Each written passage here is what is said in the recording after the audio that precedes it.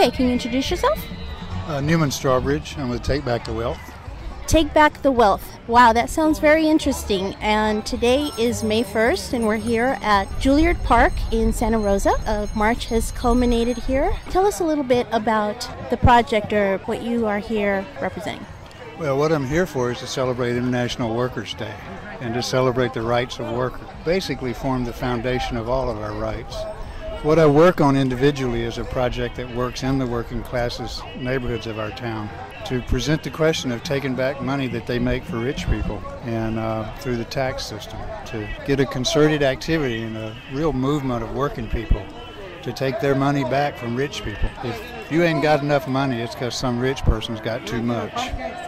Now, Take Back the Wealth, Newman, I've heard you talking about this for many years now. And now that we see that what you were talking about years ago is really starting to be quite evident with what's going on in different parts of the country, tell us, with what's going on in Wisconsin and those areas and the attack on organized labor, do you see a connection with that and this concept of the rich holding on to the money?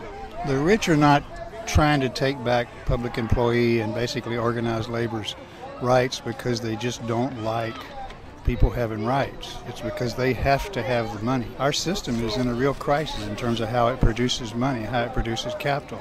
So this is no accident. They have to go at our standard of living or they're going to fold.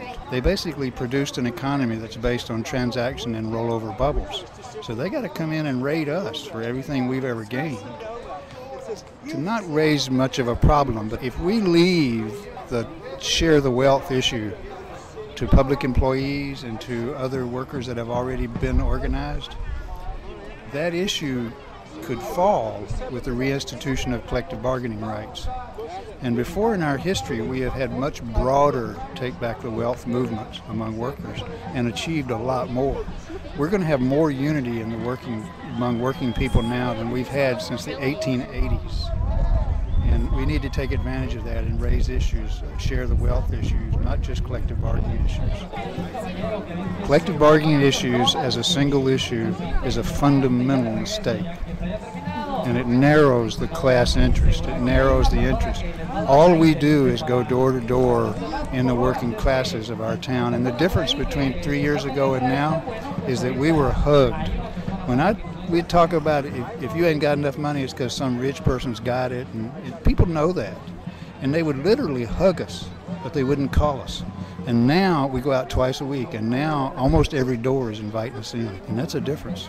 So what is an example of how our local tax dollars can be used instead of going out for wars? Have you heard of any movement that has effectively harnessed local tax dollars in a way that it's more controlled by the local population?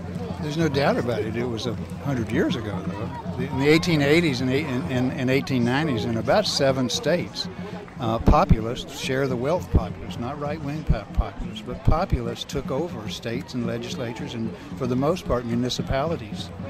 And they created a tax system. They tax, like here it would be taxing vines. You tax things that can't go nowhere. Taxing the sale of luxury boats. And we can do that. Our charter allows us to do taxes. And you simply earmark the tax. A state referendum on taxing everybody. In 1936, a referendum to tax everybody that made over $8 million, I think it was, 100% got 1 in 5 votes. We could have a state referendum to tax the super wealthy out of existence. We can do that. It has been done.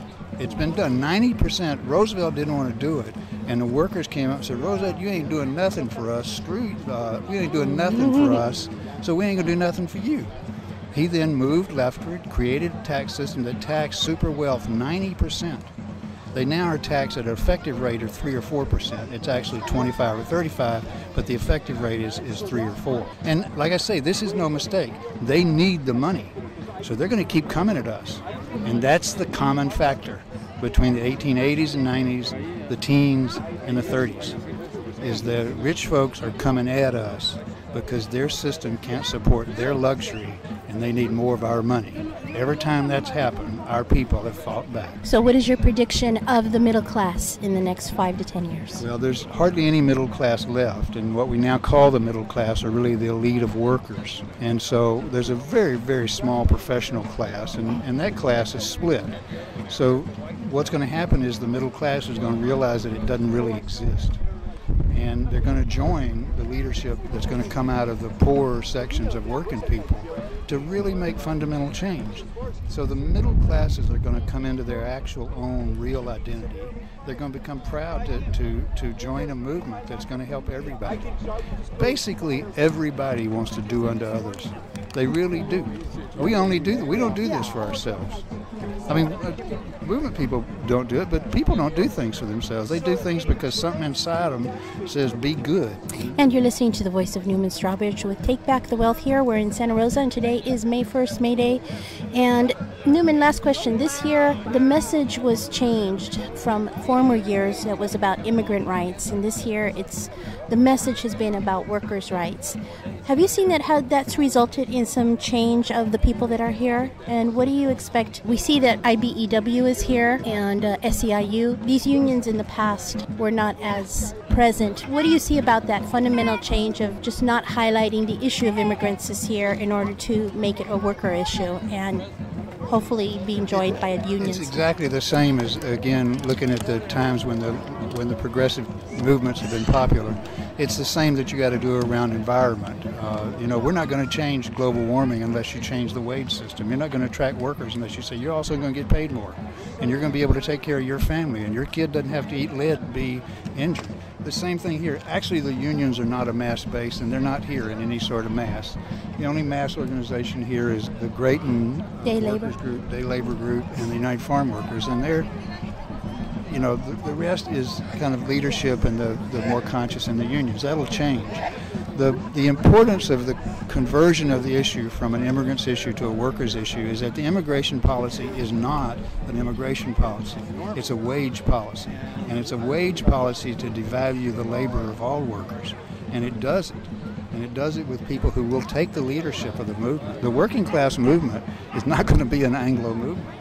It's going to be people that have been the most screwed over.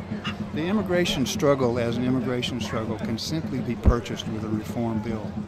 It's not something that can sustain the kind of reform that immigrants actually need. It would be great not to be terrorized, but if they're not terrorized but starved with immigrant rights, what they'll do is do a bill that just allows for workers to be starved, and that's not going to happen. The other thing, the conversion of the immigrant rights issue into an immigrant rights, workers' rights issue ensures that the immigrants will be, because of their consciousness, they'll be in the leadership of the workers' rights struggle for the first time. Yay. Well, thank you very much for taking time out. Thanks, okay, Newman. Can you introduce yourself? Newman Strawbridge. I'm with Take Back the Wealth. Take Back the Wealth. Wow, that sounds very interesting.